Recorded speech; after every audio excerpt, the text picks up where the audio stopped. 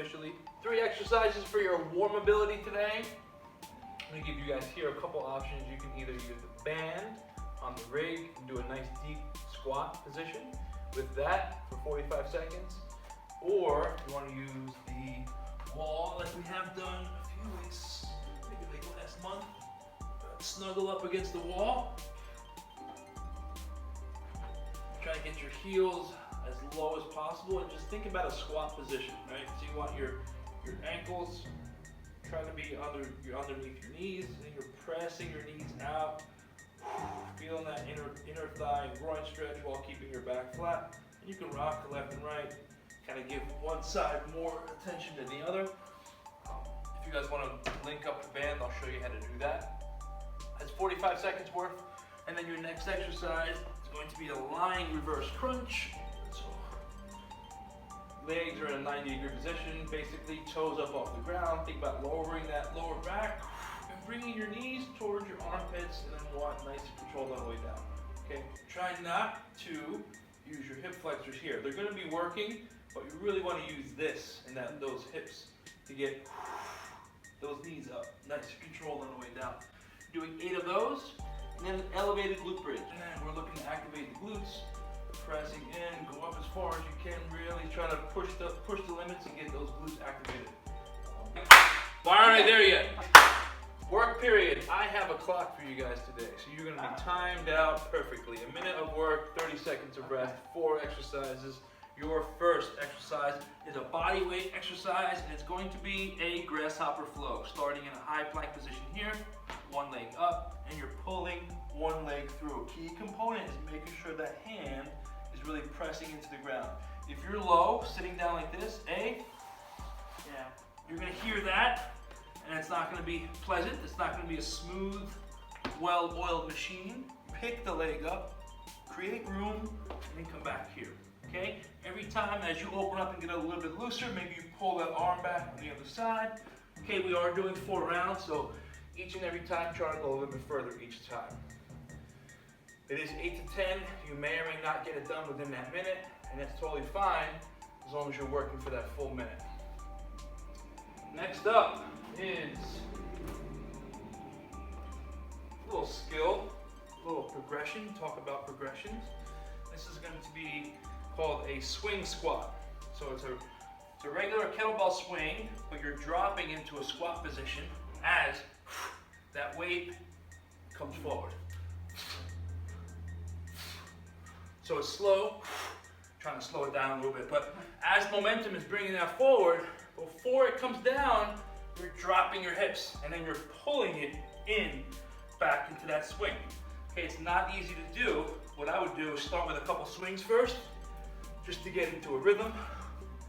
Give yourself a number, 4, 5. On the 6th one, start creating that rhythm. Okay, it's not easy, but that's why this week is built for advancing stuff and trying to push yourself. That's going to be 20 there. Next up, front squats. I'm just going to use these 2 because of here. Compound. Yeah. There you go. Well, it was yesterday's question, right?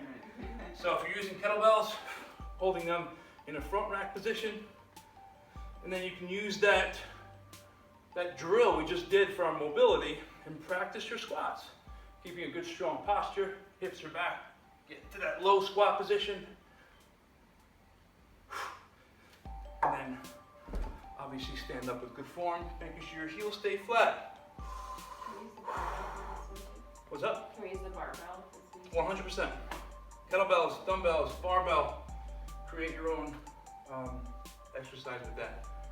That's going to be 15 reps. Just take that in consideration. It's not power week. And your last exercise is a hold. Farmer's carry. Think about a vertical plank. Everything is stacked if you look from the side. All right? Everything is above each other. Ankle, knee, shoulder, wrist, elbow, shoulder. Squeeze your glutes. Wait, what did I say? I said ankle, knee, shoulder. No, sorry. Ankle, knee, hip.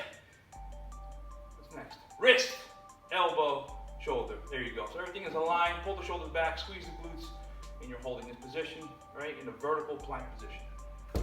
key component with these, chances are your grip strength is going to want to do this and start slipping. Your job is to really kind of keep not only a strong grip, but turn in a little bit and get this forearm stronger. Okay, that's going to be for a full minute. And that's going to be your fourth exercise of the rotation. Boom. Finish your time. One exercise, which is slow and controlled, which is going to be your wipers. Make sure that lower back is flat, hands out to the side, keep your knees together, simply drop to one side, trying to keep your shoulder down, bring your belly button in, lift up, and then drop to the other side. This side's tight for me. Or you can simply just keep your feet flat and still get some mobility in those lower, in the legs for the lower body. Okay, you're doing that for 1 minute, and then that's going to be your slow. And then your two fast and furious exercises are going to be, first one's going to be a squat clean, a hang squat clean. I'm using kettlebells. We normally don't use kettlebells in here, but I'm giving you the option if you want to learn a new little skill. And it's going to be cleaning like that, right? So you're going to have to still use your hips. Same movement, hips, and then shoulders. You really want to catch that weight so it doesn't whack you in the forearms. Okay?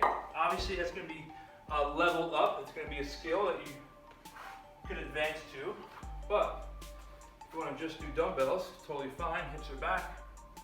Still using same movement, same muscles. Okay, so hips first, shoulders. Drop those elbows underneath and catch that weight. Okay, doing 6 of those, and you're moving right into 12 frog jumps.